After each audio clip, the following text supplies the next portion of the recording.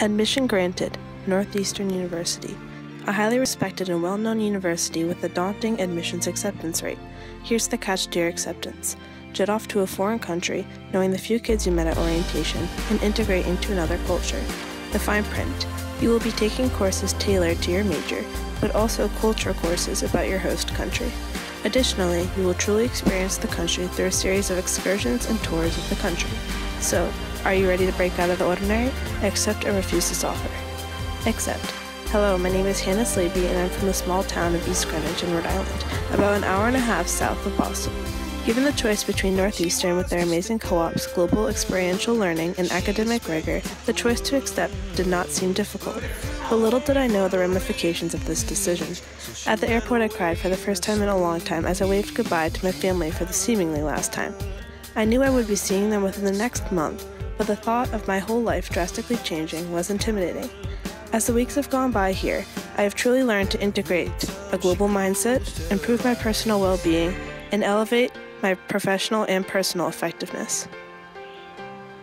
On the first day of classes, I was scared, a freshman all over again, as I walked into a lecture hall jam-packed with over 300 kids, calculus for engineers. It took a while to find a seat before I settled for one in the very back row. Physics began with broad estimation problems, estimating the amount of cells in the body or water molecules in a jug, and although it took me time to adjust to classes like this, I learned. All while adjusting to these new classes, I had to adjust to making friends all over again. Thankfully, I met some of the best people in my classes, ranging from aspiring pre-meds to engineers. Classes seemed to get much more intense entering week 3, with literature review deadlines approaching an Irish Presence in America and presentations or posters in multiple classes. In leaving my comfort zone academically, I was on my own in cooking and managing the diabetes, two things that I had never really done on my own. Within the first few days, my roommate and I, along with the rest of the group, went to IKEA to purchase the necessary tools to make our dorm a home. Although I knew I would never be able to truly make Ireland my new home, I can say that it was my new friends that made Ireland seem like a home away from home. I would have never been able to be as successful as I am in my classes if it were not for the late-night study sessions or even the fun cooking with these people. I feared in coming to Ireland that I would not be able to match the friends I had made at home, but I found the opposite. Maybe it's the fact that we've been thrown into a new environment for the first time, surviving on our own. It's the lack of security that bonds us quickly. Nevertheless, I am grateful. Besides when my friends weren't cooking for one another, or there was no free pizza at a random club or event, or no husky dinner, I was relatively on my own.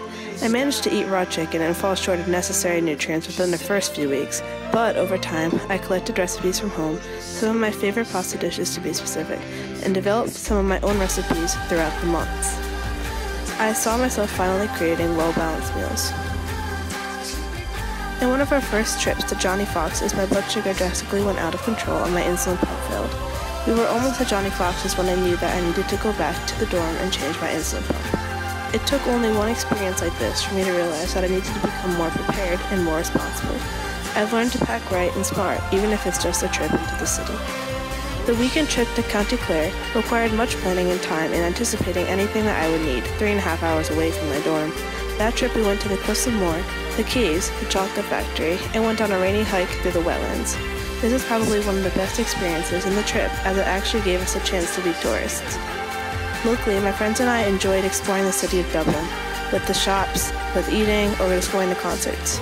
We looked through the name brand stores and splurged at pennies. We took trips to Dundrum Shopping Centre, Dublin 1, boba shops, Italian restaurants, and of course, the traditional Irish pubs. With some of my friends, I took a trip to Brussels and London for 3 days in mid-November. Of course, we discovered the traditional tourist locations, the London Eye, Mini Europe, and the Grand Place, but also had a lot of fun just being with each other, going to restaurants, and taking everything in.